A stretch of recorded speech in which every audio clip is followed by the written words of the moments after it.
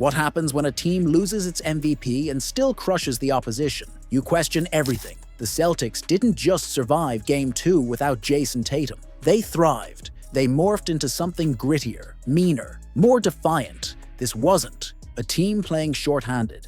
It was a team daring you to notice. No Tatum? Fine. Rip the script. Burn it. This wasn't about next man up. Smart. It was about everyone leveling up. The absence of Boston's franchise cornerstone didn't weaken them. It provoked them, and that should terrify every other contender in the league. Jaylen Brown didn't fill in for Tatum. He went full predator. His first quarter demeanor said it all. This was personal.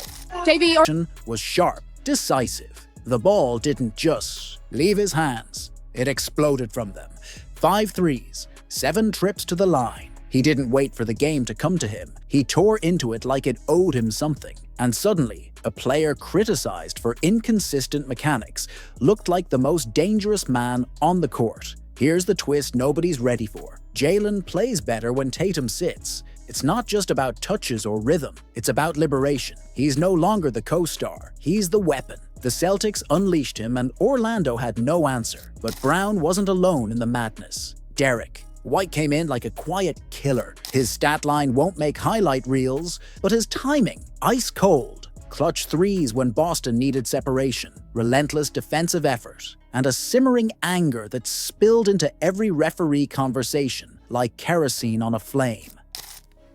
Just no different. No, obviously JT is some hero of our team. We all kind of put off at him, but at the end of the night, I said education. I'll just do what the team needs me to do. I've taken that mentality, and I think sometimes people think that's the only thing that you can do. So tonight I got lucky, I guess. But we'll be ready for it next. Al Horford, the elder statesman, looked ready to start a fight on every possession. Kristaps Porzingis took a literal shot to the face, needed 5 stitches, and kept playing like a man possessed. And Peyton Pritchard, the smallest guy on the court, played with the biggest chip on his shoulder. This wasn't just basketball, it was an uprising. Let's not sugarcoat it. Orlando had no business being in this game. They couldn't shoot, couldn't keep up, couldn't create. They hit 24% from 3, and it wasn't some cold shooting night. It was structural. They're not built for this kind of war. You can't trade punches with Boston if you can't throw haymakers of your own. Orlando doesn't have a knockout blow. They're stuck throwing jabs, hoping the Celtics forget they're in a fight. But Boston never forgot, and they never stopped swinging. Now let's talk about the attitude, because that's what changed everything. Boston didn't just complain to the refs. They weaponized it. Every blown whistle became fuel. Every no call, another layer of armor. This wasn't petty whining. This was psychological warfare. There was unity in that rage, group disbelief, collective fury, and in the middle of it all, you could see a team getting closer, angrier, more dangerous. So let's ask a harder question. Is this version of the Celtics actually better without Tatum? It's a ridiculous question. But also, is it? Of course, over a full series, you need a scorer like Tatum to absorb double teams and warp defenses. But for one game, for one night of fury and edge and blood on the hardwood, this team didn't just survive without him. It found a new identity. And maybe that's the real story. The Celtics aren't just built to win. They're built to adapt. They can kill you with threes. They can smother you with defense. They can go small, go big, play fast, grind slow. And now we know they can do all of it while missing their best player and still break your spirit. Orlando wasn't just outplayed. They were exposed. No counterpunch, no plan B, just confusion and cold shooting. And that variance excuse, it's tired. If your system can't survive a bad shooting night, it's not a system, it's a gamble. So now we pivot to Game 3 with a haunting realization. Boston hasn't shown their final form. They're still experimenting, still finding edges, still discovering how deep this rabbit hole goes. They just won without Tatum.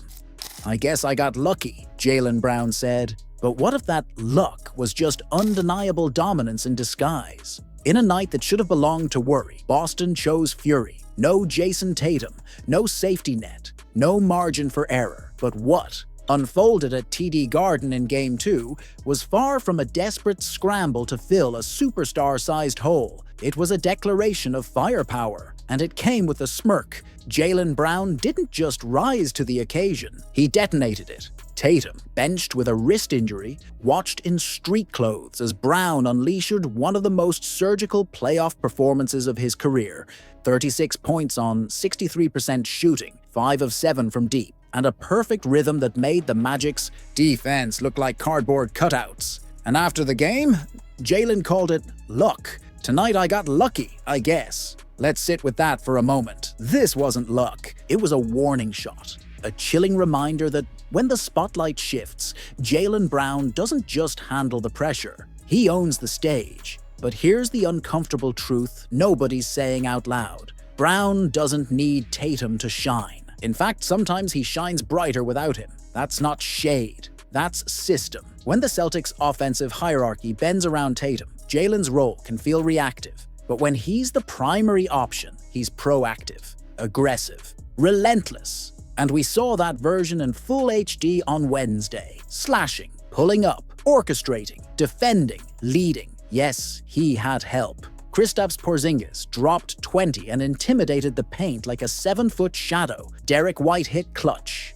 shots. Drew Holiday, as always, quietly did everything. And 6th man of the year, Peyton Pritchard was, well, Pritchard. All heart, all hustle, all impact. But make no mistake, this was Jaylen's night, and yet he downplayed it. Why? Maybe it's humility, maybe it's media polish, or maybe it's something deeper, a superstar still navigating the tightrope between ego and system, between knowing he can carry a team and being told it's not quite his team. Let's call it what it is. Jaylen Brown is tired of being the contingency plan. And then there's Orlando. Don't be fooled by their 47.6% shooting or Paolo Banchero's 32-point explosion. The Magic played well, but they didn't play smart, they didn't play clutch, and they didn't play connected when it counted. They folded in the third quarter, outscored 31-24, and from there, it was Boston's pace, Boston's grit, Boston's will. Franz Wagner got buckets.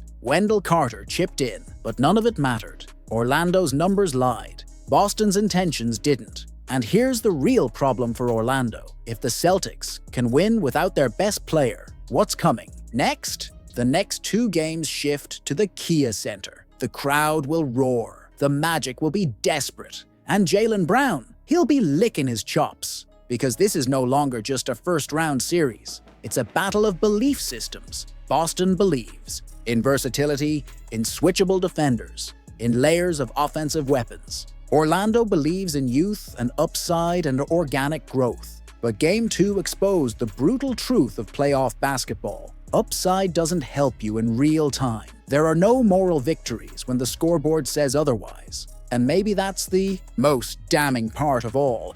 This wasn't Boston at their best, and they still cruised. They turned the ball over too much, missed defensive rotations, had lapses in the half-court, and yet never felt out of control, never panicked, never let Orlando feel like the game belonged to them for even a second. That's not just championship pedigree, that's psychological dominance. So what now? Do the Magic have another gear? Can they take Boston out of rhythm? Can Banchero do more than score in volume and start dictating tempo? Can Wagner punish mismatches instead of settling? Can they force the Celtics into something uncomfortable? Because if not, this thing's over in 5. Unless something deeper is happening in Boston. A power shift, a philosophical challenge, a crack in the foundation of the Tatum-Brown dynamic. Jaylen Brown is playing like a man who knows he's been underappreciated for years. He's not auditioning, he's claiming. And every time he casually shrugs off a 36-point night as luck,